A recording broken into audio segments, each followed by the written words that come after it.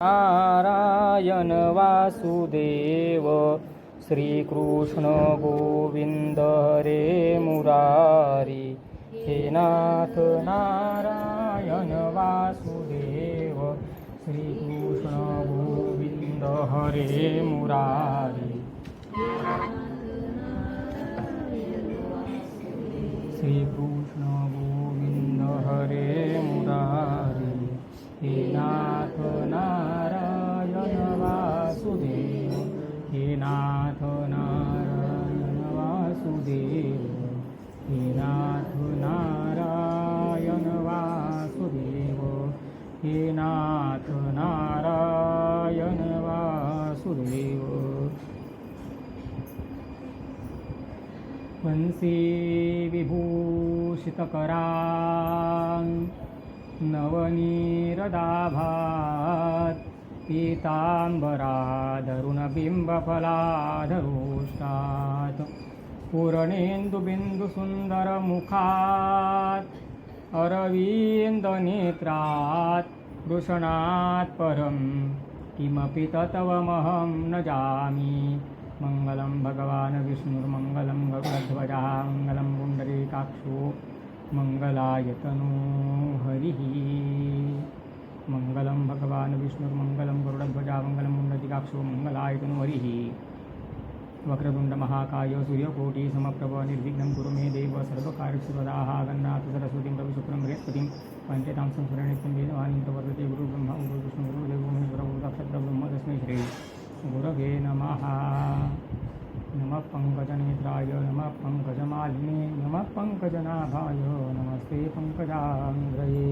मातृदेवो भव पितृदेवो भव आचार्यदेवो भव अतिथिदेवो भव श्रोता वक्ता श्री पांडुरंग समर्थ। दिव्य श्री गरुड महापुराण की जय। माझा आवाज सगळ्यांपर्यंत येतोय का? थोडंसं जोरात ना, त्याच्यापेक्षा थोडं जोरात।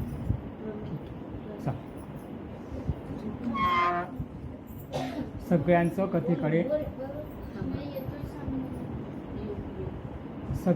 कथेकडे 100% म्हणजे पूर्णच्या पूर्ण लक्ष कुठे पाहिजे?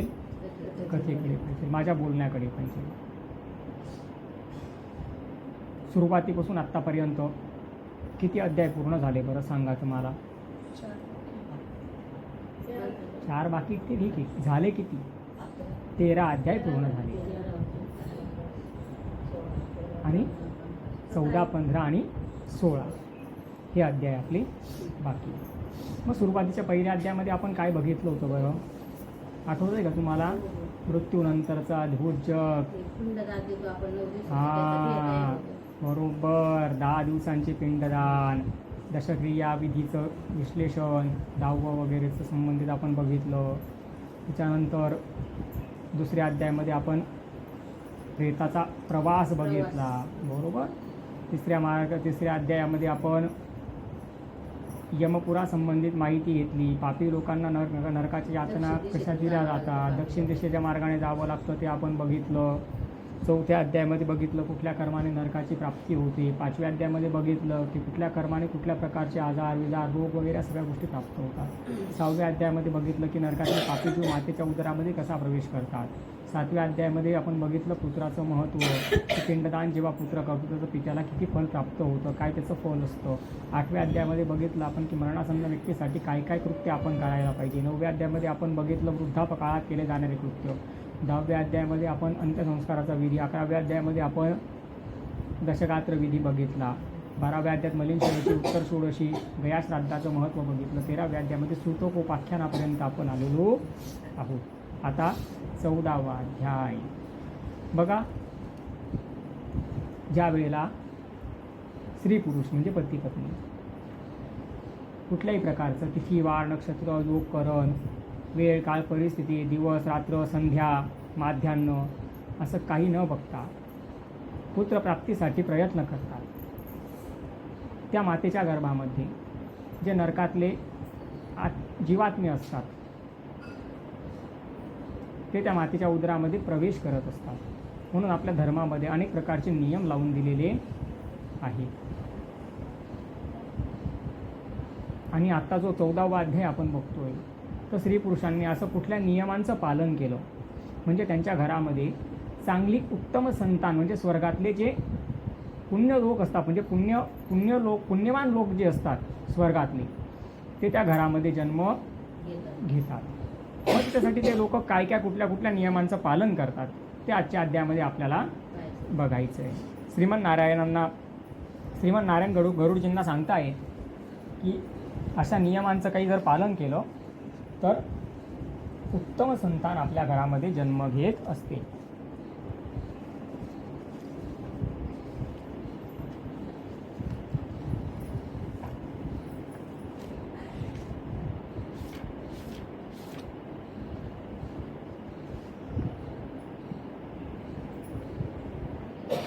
भगवान पुढे म्हणाले, हे गरुडा, नारद आदी मुनींसाठी हे दुर्लभ आहे. त्या धर्मराजाच्या नगराविषयी मी तुला सांगतो. बघा धर्मराजाचं नगर कसं आहे ते आपण 14व्या अध्यायामध्ये समजून घेऊ. जसं जसं अध्याय पुढे सरकेल ना तसं तसं तुम्हाला मी त्या गोष्टी मग सांगत जाईल. तुम्हाला माहिती आहे गुरुजींनी पण तुम्हाला सांगितलं असेल की धर्मराजपुराला जाण्यासाठी 4 मार्ग आहेत. किती मार्ग आहेत? 4. कोणते कोणते मार्ग आहे बरं? 4. एक पूर्व दिशेचा मार्ग आहे, दुसरा उत्तर दिशेचा मार्ग आहे, तिसरा पश्चिम दिशेचा मार्ग आहे आणि चौथा आपला दक्षिण दिशेचा मार्ग आहे. मग जे लोक पुण्य कमी करतात बरं का आणि ज्यांचं पाप खूप असतं अशा लोकांना दक्षिण मार्गाने नेलं जातं. पण जे तुमच्यासारखे माझ्यासारखे धर्मात्मा पुण्यात्मा लोक आहेत की जे विनाकारण कोणाला त्रास देत नाही, विनाकारण कोणाचं वाईट चिंतन करत नाही, कोणाला त्रास देत नाही, ज्यांचं पुण्य जास्त असतं आणि जाणतेपणी झालेलं पाप अतिशय कमी असतं ते लोक मग पूर्व मार्गाने जातात, उत्तर मार्गाने जातात किंवा पश्चिम मार्गाने जातात. पण त्यांना दक्षिण मार्गाने कोणीही यमदूत नेत नाही. त्यासाठी पुण्य असायला पाहिजे. म्हणून जीवनामध्ये दानाचं पुण्याचं खूप महत्त्व आहे. मग बघा देव आणि दानव यांच्यासाठी सुद्धा ते अभेद्य आहे. या नगराचा आकार चौकोनी आहे, 4 द्वार आहेत. धर्मराजपूर हे चौकोनी आहे. त्याचे किती दरवाजे आहेत? द्वार किती? त्याला 4 द्वार आहेत. धर्मराज नगर उंच उंच तटबंदींनी सुरक्षित आहे आणि धर्मराजाचं नगर उंच तटबंदींनी कसं आहे? सुरक्षित आहे, अभेद्य आहे. आणि 1000 योजन असं या नगराचं स्वरूप आहे आणि 1000 योजन एवढं मोठं हे धर्मराजांचं नगर आहे. या नगरामध्ये चित्रगुप्तासाठी सुंदर भवन आहे. हा चित्रगुप्त जो आहे तो यमराजांच्या सगळ्यात जवळचा सेवक आहे, जो मनुष्यांच्या पाप आणि पुण्याची इत्थंभूत माहिती ठेवत असतो. त्याला सगळी माहिती असते की कुठल्या जीवात्म्याने किती पाप केलं आहे, कुठल्या जीवात्म्याने किती पुण्य केलेलं आहे. असा हा चित्रगुप्त जो आहे त्याच्यासाठी इथे सुंदर भवन आहे. त्याची लांबी 25 योजन इतकी आहे. लांब किती ते घर लांबीला किती आहे? 25 योजन आणि उंचीला किती आहे? 10 योजन एवढं ते उंच आहे. हे भवन सुद्धा लोखंडांच्या भिंतींनी सुरक्षित आहे. तिथे येण्यासाठी शेकडो मार्ग आहे. त्यांनी त्या भवनाला विभूषित केलेलं आहे. असं सुंदर चित्रगुप्ताचं भवन त्या ठिकाणी आहे. त्या चित्रगुप्ताच्या भवनामध्ये सुंदर सुंदर कलाकारांनी जे चित्र काढले ते प्रत्यक्ष आपल्याला हुबेहूब वाटतात. इतके सुंदर चित्र आहे की ते चित्र आपल्याला चित्र वाटत नाही. एवढे सुंदर चित्र आहेत, शिल्प आहेत. असं ते धर्मराजाचं भवन आहे. आणि तिथे अनेक किलबिलाट करणारे वेगळे पक्षी आहेत, उद्यान आहेत, पुष्प उद्यान आहे, नाना प्रकारचे वेगळे उद्यान आहेत. असं ते चित्रगुप्ताचं भवन आणि त्याच्या आसपासचा परिसर आहे. म्हणजे लोक पुण्य करतात ते या धर्मराजपुराला सुद्धा प्राप्त करतात आणि पाप करणारे लोक दक्षिण दरवाजाने जातात आणि त्यांचा जो मार्ग आहे तो यमाच्या सभेपर्यंत किंवा या यमलोकापर्यंत तो मार्ग जात नाही. तो बहुभीतीपुरापर्यंत गेलं की शाल्मली नावाचं वृक्ष आहे. त्या शाल्मली नावाच्या वृक्षाजवळच अंधारमय दुःखाने भरलेलं नरक आहे. तिथे त्यांना मग त्या पापी जीवात्म्यांना नरकाच्या शिक्षा भोगण्यासाठी सोडून दिलं जातं आणि पुण्यपुरुष दक्षिण मार्गाने जातच नाही. दक्षिणेचा मार्ग यमलोकापर्यंत म्हणजे यमाच्या दरबारापर्यंत थेट जात नाही. तो बहुभीतीपुरानंतर यमपूर लागतो. तो मार्ग बहुभीतीपुराला संपून जातो. तिथून पुढे त्या प्रेताला नेलं जात नाही.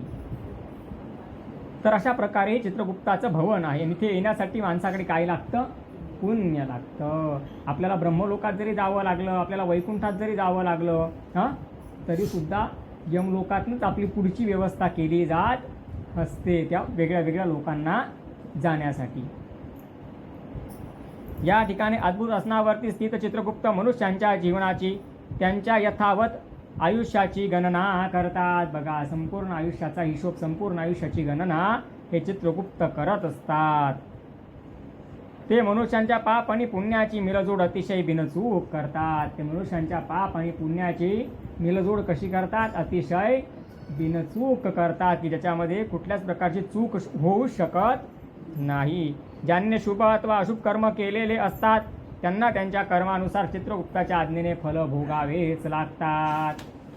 आणि चित्रगुप्त किंवा यम हे वाईट नाही बरं का, वाईट अजिबात नाहीये. हां, आपले जर कर्म वाईट असले तर ते आपल्यावरती चिडतात. मग आपल्याला सांगतात ते की एवढा मोठा मनुष्य जन्म मिळाला, तू असा फुकट वाया घालवून दिला, तू का सत्कर्म केलं नाही, तू का पुण्य केलं नाही, तू का दान केलं नाही, का भगवंताचं नाव घेतलं नाही, हां, का तू कोणाची मदत केली नाही.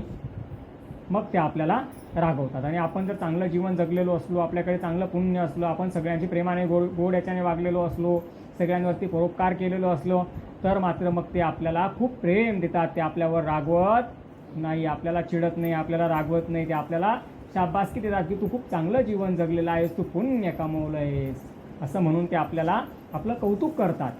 पण पापी जीवात्म्यांना बघून त्यांना राग येतो, कारण हा मनुष्यजन्म खूप दुर्मिळ आहे. आणि हा मनुष्यजन्म आपल्याला कावर मिळाला आहे? कोणाची तरी मदत करण्यासाठी मिळाला आहे, कोणावर तरी परोपकार करण्यासाठी मिळालेला आहे, चांगलं जीवन जगण्यासाठी मिळालेला आहे. मग तो जर आपण वाया घालून दिला तर मग ते यमदूत आपल्यावरती साहजिक चिडतात की तू एवढं मोठं मनुष्य जीवन तुला एवढ्या कष्टाने प्राप्त झालं, तू असं ते वाया घालवून दिलं. मग श्रोते हो, चित्रगुप्तापासून 20 योजन पुढे कुणाचं भवन आहे?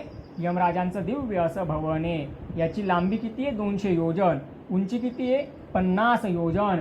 एवढं मोठं यमराजांचं भवन आहे. आणि इथे विविध रत्न आणि शिल्पांनी यांनी या भवनाला सुशोभित केलेलं आहे. ज्याप्रमाणे चित्रगुप्ताचं भवन नाना प्रकारच्या वेगळ्या वेगळ्या चित्रांनी, शिल्पांनी सुशोभित आहे, सुंदर आहे, तसंच धर्मराजांचं जे भवन आहे ते सुद्धा चांगल्या चांगल्या रत्नांनी, कलांनी, चित्रांनी, शिल्पांनी सुशोभित आहे.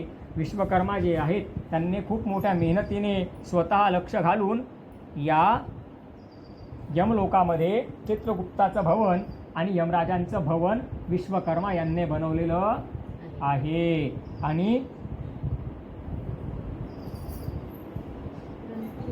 तिथे यमलोकामध्ये जे पुण्यात्मा पुरुष जातात त्यांना कुठलाही शोक होत नाही, त्यांना कुठलंही दुःख होत नाही, त्यांना भूक लागत नाही, त्यांना तहान लागत नाही. ते भूक आणि तहान यापासून खूप लांब असतात. ते कधी म्हातारे सुद्धा होत नाही. आणि त्यांच्या मनामध्ये जी इच्छा निर्माण झाली त्या इच्छेला पूर्ण करणारे कल्पवृक्ष सुद्धा त्या यमलोकामध्ये आहेत. की मनात इच्छा निर्माण झाली तर आपली इच्छा त्वरित पूर्ण करणारं वृक्ष म्हणजे कल्पवृक्ष. असे वृक्ष त्या यमलोकामध्ये आहे. त्या ठिकाणी सर्व प्रकारची सामुग्री भरपूर प्रमाणामध्ये आहे. रत्न अलंकाराने सुशोभित त्या सभेमध्ये एका उंच सुशोभित आसनावरती धर्मराज विद्यमान असतात. बघा, सोन्याच्या सिंहासनावरती जे रत्न अलंकाराने सुशोभित आहे असं त्या सिंहासनावरती धर्मराज विद्यमान असतात. आणि सत्पुरुषांमध्ये श्रेष्ठ अशा धर्मराजांच्या मस्तकावरती त्यांचा मुकुट हा अत्यंत शोभून दिसतो. या धर्मराजांच्या सभेचे सभासद कोण कोण आहेत बरं? आपण बघू बरं का, सभासदांची यादी बघू आपण. सभासद कोण कोण आहे ते बघू आपण. तर कोण कोण आहे सभासद बघा बरं. अत्री ऋषींचं नाव कोणी कोणी ऐकलंय? सगळ्यांनी ऐकलंय ना. ते अत्री ऋषी कोण आहेत? धर्मराजांच्या सभेचे सभासद आहेत. अजून कोण आहे? वसिष्ठ मुनी. ऐकले ना वसिष्ठ मुनींचं? हां, पुलस्त मुनी. हे सगळे सभेचे कोण आहेत? सभासद. परशुरामजी, अगस्त्य मुनी, नारद, मनु, दिलीप, सगर, भागीरथ. ज्या भागीरथांनी उग्र तपश्चर्या करून गंगा नदीला वैकुंठातनं भूलोकावरती आणलं, हे जे भागीरथ आहेत ते सुद्धा या सभेचे कोण आहेत? यमराजांच्या सभेचे कोण आहेत? सभासद आहेत. पांडू, भरत हे यशस्वी पुण्यात्मा आणि अश्वमेध यज्ञाचे अनुष्ठान करणारे ऋषीमुनी हे सर्व धर्मराजाच्या सभेचे सभासद आहेत. एवढे सभासदांची यादी आपण बघितली. त्या सभेमध्ये असत्य, पक्षपात, मत्सर यांना कोणतीही जागा नाही. ती सभा शास्त्र व धर्मपरायण अशी ती सभा आहे. भगवान पुढे म्हणाले, हे गरुडा, धर्मराजाची सभा अशा प्रकारे आहे की जे पापी पुरुष दक्षिण मार्गाने तिथे येतात ते या सभेला बघू देखील शकत नाही. मी तुम्हाला आत्ता सांगितलं ना, दक्षिणेचा मार्ग यमराजांच्या सभेपर्यंत जात नाही. ते लोक त्या सभेला डोळ्यांनी नुसतं असं बघू सुद्धा शकत नाही. धर्मराजाच्या नगरामध्ये येण्यासाठी 4 मार्ग आहे. धर्मराजाच्या नगरामध्ये येण्यासाठी 4 मार्ग आहेत. त्यापैकी पापी लोक दक्षिण मार्गाने जातात आणि बाकी तुमच्या माझ्यासारखे जे चांगले लोक आहेत, देवधर्म करणारे, सत्कर्म करणारे, सदाचरण करणारे, चांगलं वागणारे, चांगलं बोलणारे, परोपकार करणारे आणि मातापितांचे, गुरुजनांचे, संतांचे, महात्म्यांचे आशीर्वाद घेणारे असे धर्मपरायण लोक जे आहेत ते मात्र पूर्व मार्गाने, उत्तर मार्गाने आणि पश्चिम मार्गाने जातात. मग आता आपण असं करू, पूर्व मार्ग जो आहे तो या ठिकाणी आपण आता पहिले बघू. पूर्व मार्ग कसा आहे ते आपण बघू, मग नंतर उत्तर मार्ग बघू, नंतर पश्चिम मार्ग बघू, म्हणजे आपल्याला लक्षात येईल. तर त्यापैकी पूर्व, पश्चिम आणि उत्तर हे मार्ग यमराजांच्या मंदिरामध्ये, भवनामध्ये जातात. पूर्व, पश्चिम आणि उत्तर हेच मार्ग यमराजांच्या भवनामध्ये, मंदिरामध्ये जातात. मग पूर्वेचा जो मार्ग आहे ना, त्या मार्गावरती काय बघा, पारिजाताचे वृक्ष आहेत. पारिजाताच्या वृक्षांनी तो मार्ग सदा सर्वदा आच्छादित असतो, म्हणजे तिथे आपल्याला उष्णता लागत नाही. हां, दक्षिणच्या दरवाजाने गेलो, दक्षिण मार्गाने गेलो तर रस्त्यात आपल्याला कुठेही झाड सुद्धा पाहायला मिळत नाही. सूर्यासारखं त्या ठिकाणी वाळू तापलेली असते. सूर्याच्या उष्णतेने तिच्यावरती मनुष्याला चालावं लागतं.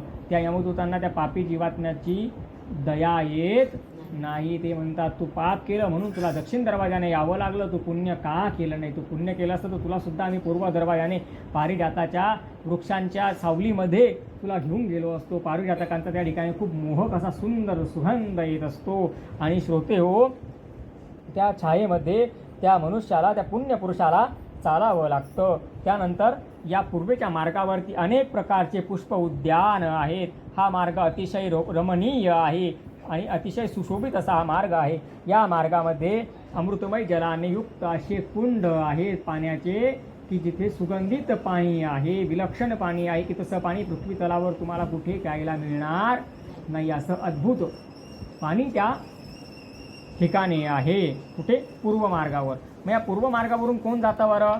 राजर्षी, अप्सरा, गंधर्व, महर्षी, ब्रह्मर्षी, विद्याधन, वासुकी, जे देवाची नित्य आराधना करतात, जे दान करतात, जे काम, क्रोध, लोभ रहित आहेत, जे मातापितांची सेवा करतात, जे गुरुजनांची सेवा करतात, जे गरुड पुराणाचं, भागवत पुराणाचं, शिवपुराणाचं श्रवण करतात, जे सूर्याची पूजा करतात किंवा रोज सूर्याला 1 लोटा जल अर्पण करतात किंवा रोज सूर्याला कमीत कमी रोज नमस्कार तरी करतात, असे जे धर्मपरायण लोक आहेत ते मात्र या पूर्व मार्गाने यमलोकापर्यंतचा प्रवास करत असतात. त्यांना कुठल्याही प्रकारचे कष्ट होत नाही. आता पुढचं सांगतो तुम्हाला.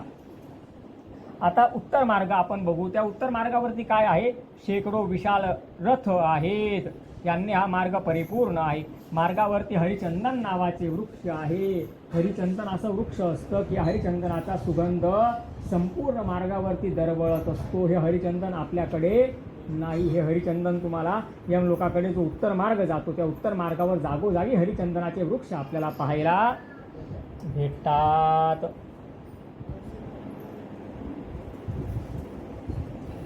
मग या उत्तर मार्गावर कोणते कोणते पक्षी बरं? हंस.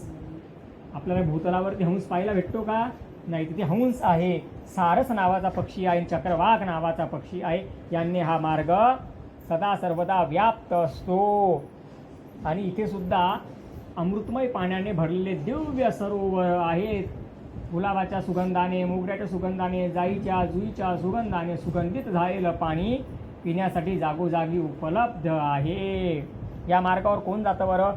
जे आपल्या कुलदेवतेची आराधना करतात, जे सूर्यनारायणांची भक्ती करतात, जे तीर्थयात्रा करतात, जे एकादशीचा उपवास करतात. उपवास तर आपण भरपूर उपवास करत असतो, पण सगळ्या उपवासांमध्ये सगळ्यात श्रेष्ठ उपवास कुठला सांगितलेला आहे? एकादशीचं व्रत. कसं एकादशीचं व्रत? एकादशी व्रत अतिशय पावन, नित्यतेव ते फुलवाद भक्तीचा, उगमतीच्या हृदयात भक्तीचा, उगमतीच्या हृदयात. जो एकादशी करतो ना, त्याच्या मनामध्ये भगवंताची भक्ती प्रवेश करते, आणि त्याच्यामध्ये भगवंताची भक्ती प्रवेश करते. तो भगवंताचा एक अनिष्ट भक्त बनतो. आणि असा जो भक्त आहे तो मात्र आपला प्राणत्याग झाल्यानंतर उत्तर मार्गाने धर्मराजांच्या सभेला प्राप्त होतो. इथपर्यंत आपण बघितलं. आता पश्चिमेचा मार्ग ऐकू आपण. पश्चिमेचा मार्ग कसा आहे? तर रत्नजडित भवनांनी तो मार्ग सुशोभित आहे. जागोजागी सुंदर सुंदर रत्नांनी सजवलेले घरं आहेत. म्हणजे घरं कोणाचे आहेत? जे धर्मात्मा पुरुष आहेत, पुण्यात्मा पुरुष आहेत, त्यांचे ते सगळे घरं आहेत. कुठल्या मार्गावर? पश्चिम मार्गावर. मग या मार्गावर काय असतं बघा तुम्ही. ऐरावत. ऐरावत म्हणजे पांढऱ्या रंगाचा पांढरा शुभ्र हत्ती, अतिशय सुंदर दिसतो. ते हत्ती या मार्गावरती फिरत असतात. आणि शुभ्र रंगाचे अशुभ म्हणजे पांढऱ्या रंगाचे पांढरे शुभ्र घोडे त्या मार्गावरती आवागमन करत असतात. म्हणजे जर एखादा चालून चालून दमला आहे, थकला आहे, त्याला वाटतंय की आपल्याला हत्तीवर बसायचं, तो बसू शकतो. त्याला वाटलं घोड्यावर बसायचं, तो घोड्यावर बसून पुढचा प्रवास करू शकतो. तिथे पैसे लागत नाही. तिथे फक्त काय लागतं? पुण्य.